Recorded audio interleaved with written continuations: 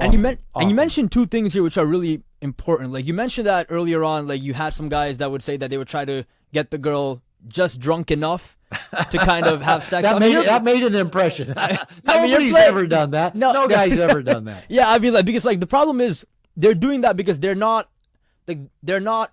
just upfront about their sexuality, and they're playing with the fine line when you're doing stuff like that, right? You're playing with a Yeah. really fine line. And then also you mentioned that you had a client where his uncle was like touching him.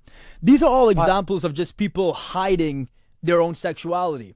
So if there's a young parent out there that's watching this, and if they have like a young son, 4 years old or 5 years old, and they want to make sure that their son does not end up like this, where they hide everything, how would you say that they approach the topic of sex? And what's the healthiest way for a young parent to do this?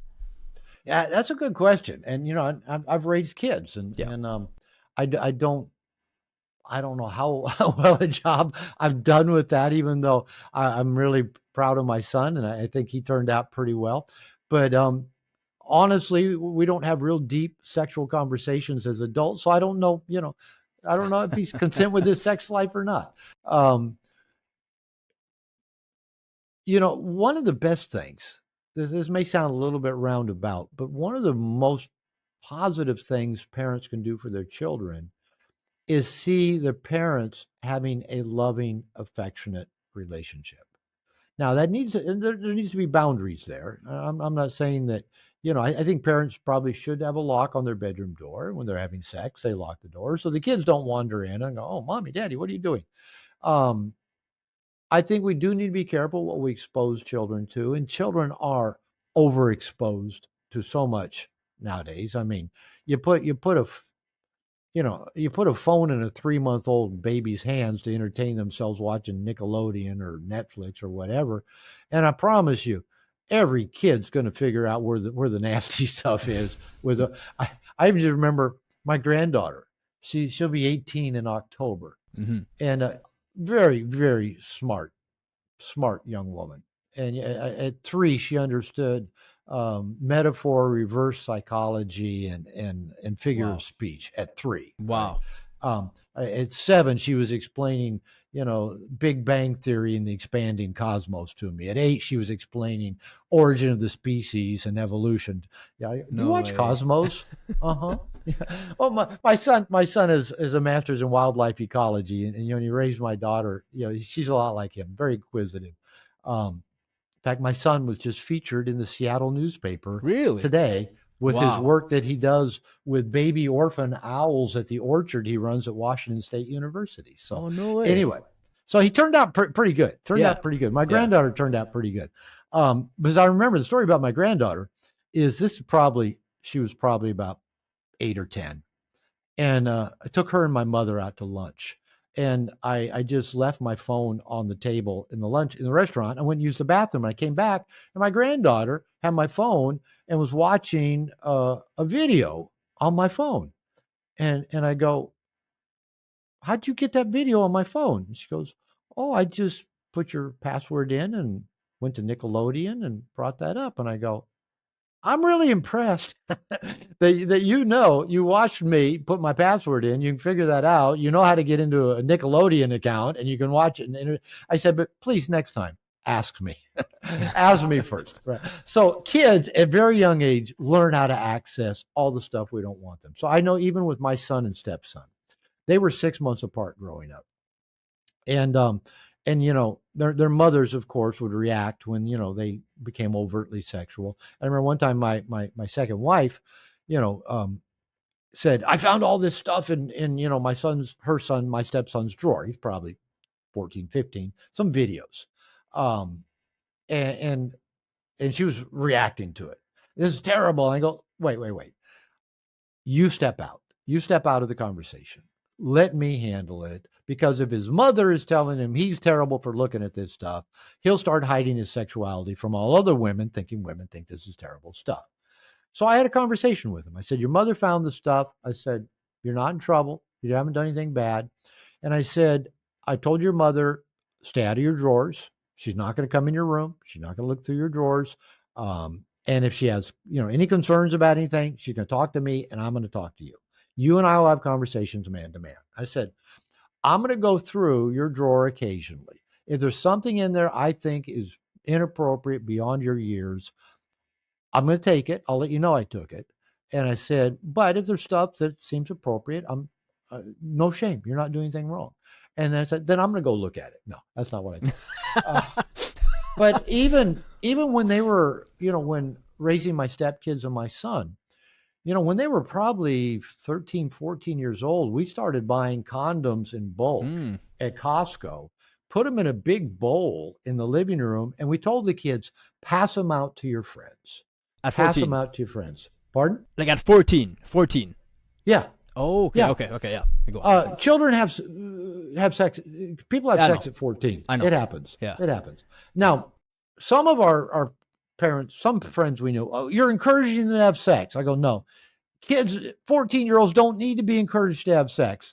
14, 15, 16-year-olds are going to have sex.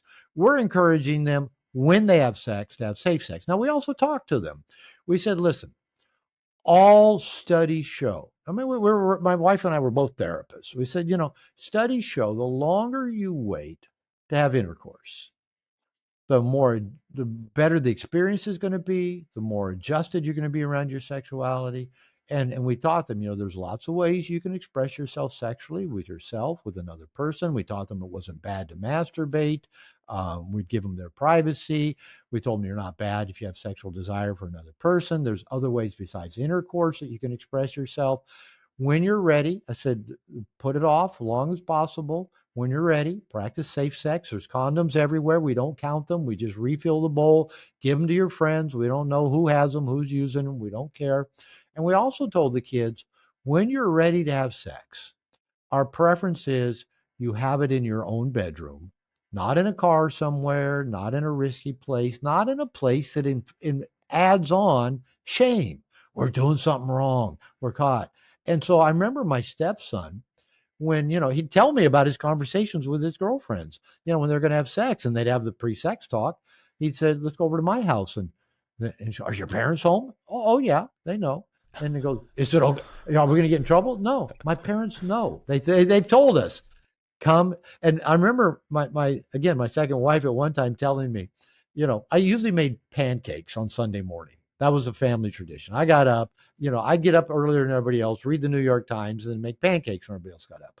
And my wife kind of comes in one of these Sunday mornings. She goes, that was just the weirdest experience to go down into Steven's room, knock on the door, and the girl in bed with him sits up, pulls the sheets over, and I go, do you two want pancakes? and so, yeah, we got criticism from other parents. So, you're encouraging them to have sex. Yeah. No, we're not. We're encouraging them to have safe, consensual, conscious sex. And again, how do we do with that? I don't know. I can't say. But we did what we could to start at an early age, demystifying sex, not overexposing them to things, kind of going at the age appropriate level that they were at, trying to monitor that they didn't get overexposed. But both my sons hit adolescence, 13, 14, about the time broadband internet came along. Now, I don't know how old are you? I'm 25. All right, my son's 39, so Okay. there's 10 years difference. When you were born, everybody already had broadband internet and Oh, is that right? smartphones and smartphones. that I'm had 25, by the way. Not like 29. 25. 25. All right. Yeah. So my son is 39. It would be 39 in a week. Oh, okay. So it was funny because we were waiting to get broadband. We just had dial-up. I don't know if you even know what that was, but you had to use a phone modem, and it was really slow. And you had to get a dial modem connection, and then you put the phone on it, and then everything uploaded, downloaded, whatever, really slowly. And so watching porn on dial-up is like it came up a line at a time on your screen. You can't even imagine what that's like because we just have such good video connection here. I have 300 megabytes a second upload and download. You probably have good speed. We're using really good quality cameras on. But with dial-up, it comes up line at a time, and you're watching and go, I think that's a boob. I think that's a boob. I think that's a boob. No, it's an elbow. So when we got broadband internet, we couldn't get the boys off the computers. They were either stealing music on Napster. You probably don't know what that is either. No. Or no, or they were looking at porn all the time. So we went back to dial up just to slow down that process. So, yes, boys are going to be highly interested Yeah. in sexuality. Girls as well. I'm not trying to make a distinction, but since I primarily raised boys, I Yeah. primarily talk to men. And so there's so many pieces involved. So it begins with parents. Be affectionate to each other. Be lovingly affectionate. Let your kids see what loving affection is. Let them see you work out problems in mature ways. Let them see dad take mom's hand. Dad open the door for mom as she gets in and out of the car. Let them see you guys kiss in an affectionate way. And talk to them about sexuality like you talk to them about any other subject. Be there to answer their questions.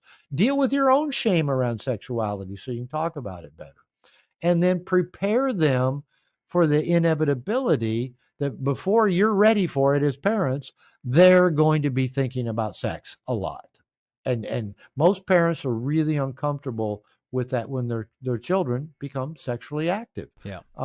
Again, maybe because of our own sexual shame, and just because culturally we don't deal with death very well, but we don't deal with sex very well. Think about it. Sex is creation, death is the end of it. We don't deal with either one of those very well. We just pretend, let's just be in the two parts in between creation and death. But anyway, death is a whole nother subject. Yeah. Yeah.